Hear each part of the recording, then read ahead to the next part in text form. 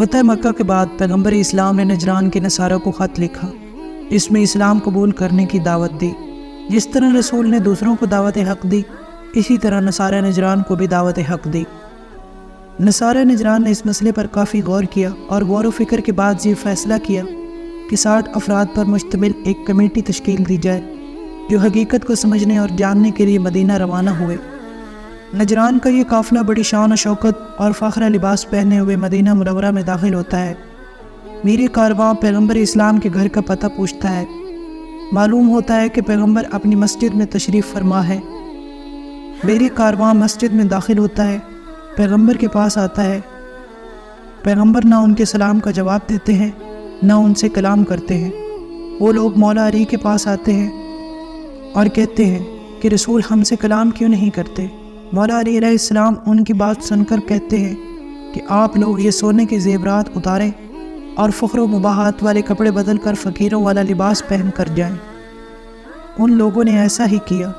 رسول نے ان کا استقبال کیا اور انہیں اپنے پاس بٹھایا۔ میرے کارواں ابو حارثہ نے گفتگو شروع کی۔ ابو حارثہ نے کہا، جیسے ہی آپ کا خط موصول ہوا آپ کی خدمت میں حاضر ہوئے تاکہ گفتگو کریں۔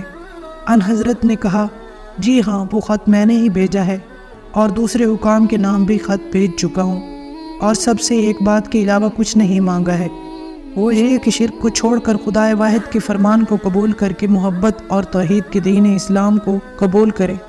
پادری نے کہا، اگر آپ اسلام قبول کرنے کو ایک خدا پر ایمان لانے کو کہتے ہیں تو ہم پہلے ہی خدا پر ایمان رکھتے ہیں۔ ان حضرت نے کہا، اگر آپ حقیقت میں خدا پر ایمان رکھتے ہیں تو عیسیٰ کو خدا کیوں مانتے ہیں اور سور کا گوشت کھانے سے پرہیز کیوں نہیں کرتے؟ پادری نے کہا، ہمارے پاس اس بارے میں بہت سارے دلائل ہیں۔ عیسیٰ مردوں کو زندہ کرتے تھے، اندھوں کو بینائی عطا کرتے تھے۔ ان حضرت نے کہا، آپ نے حضرت عیسیٰ کے جن معجزات کو گنا وہ صحیح ہیں، لیکن خدائے واحد نے انہیں ان اعزازات سے نوازا تھا، اس لیے عیسیٰ کی عبادت کرنے کی بجائے اس خدا کی عبادت کرنی چاہیے۔ پادری یہ جواب سن کر خاموش ہو گئے اور اس دوران کارواں میں شریک کسی نے اس خاموشی کو توڑا۔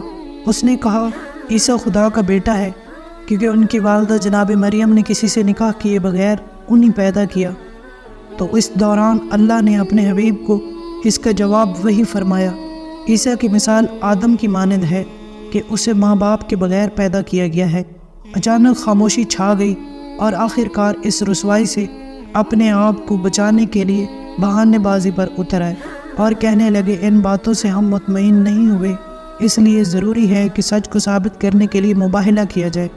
خدا کی بارگاہ میں دست دعا ہو کے جھوٹوں پر عذاب کی درخواست کرے۔ ان کا خیال تھا کہ ان باتوں سے پیغمبر اتفاق نہیں کریں گے، لیکن پیغمبر نے اتفاق کر لیا۔ تو بات مباہلے تک پہنچی۔ رسول نے کہا، تم اپنے بیٹوں کو بلاؤ، ہم اپنے بیٹوں کو بلاتے ہیں۔ تم اپنی عورتوں کو بلاؤ، ہم اپنی عورتوں کو بلاتے ہیں۔ تم اپنے نفسوں کو بلاؤ، ہم اپنے نفسوں کو بلاتے ہیں، اور مل کر مباہلہ کرتے ہیں اور جھوٹوں پر خدا کی لعنت کرتے ہیں۔ لہٰذا 24 ذی الحج کا دن مباہلے کے لیے قرار پایا۔ 24 ذی الحج کا سورج طلوع ہونے کے بعد شہر سے باہر مدینہ کے مشرق کے صحرا میں ملتے ہیں۔ یہ خبر سارے شہر میں پھیل گئی۔ نصارہ نجران آپس میں بحث کرنے لگے کہ اگر آج محمد اپنے سردار کے اور سپاہیوں کے ساتھ میدان میں حاضر ہوتے ہیں، سمجھ لینا کہ وہ حق پر نہیں ہے، اور اگر وہ اپنے عزیزوں کو لے کر آتے ہیں تو سمجھ لینا کہ وہ اپنے دعوے میں سچے ہیں۔ اب ادھر پیغمبر نے اپنے بیٹوں کی جگہ امام حسن علیہ السلام اور امام حسین علیہ السلام کو لیا، خواتین کی جگہ حضرت فاطمہ الزہرا سلام اللہ علیہا کو لیا، اور نفسوں کی جگہ حضرت علی علیہ السلام کو لیا۔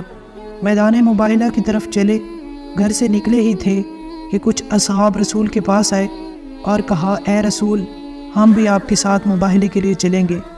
لیکن پیغمبر نے کہا، آج مشیت پروردگار یہی ہے کہ مباہلے کے لیے وہی چلے جائیں گے جو ابناء انفسنا کی منزل پر فائز ہیں، لہٰذا تمام لوگ یہی رہو۔ پیغمبر امام حسن، امام حسین، جناب فاطمہ اور امام علی کو لے کر میدان مباہلہ پہنچے۔ اب جو رسول میدان مباہلہ پہنچے تو نصارہ نجران کی صدائیں بلند ہونے لگی۔ کوئی کہہ رہا تھا، دیکھو رسول اپنے ساتھ اپنے عزیزوں کو لے آئے ہیں۔ اس بیچ بڑے پادری نے کہا، میں رسول کے ساتھ ایسی ہستیاں دیکھ رہا ہوں کہ اگر یہ پہاڑوں کو اشارہ کر دیں تو وہ اپنی جگہ سے حرکت کرتے ہوئے نظر آئیں گے۔ اگر یہ درخت کو اشارہ کر دے تو درخت چلتا ہوا نظر آئے گا۔ اگر انہوں نے دعا کے لیے ہاتھ اٹھائے تو ہم اسی صحرا میں عذاب الہی میں مبتلا ہو جائیں گے اور ہمارا نام صفحہ ہستی سے مٹ جائے گا۔ لہٰذا انہوں نے مباہلہ نہیں کیا اور جزیہ دینے کو تیار ہو گئے۔ اس طرح حق کی باطل پر فتح ہوئی اور یہ اس دن کو عید مباہلہ کا نام دیا گیا۔ ہے محمد ٹھہرو، رک جاؤ، ہم پر لعنت نہ کرنا، لعنت نہ کرنا۔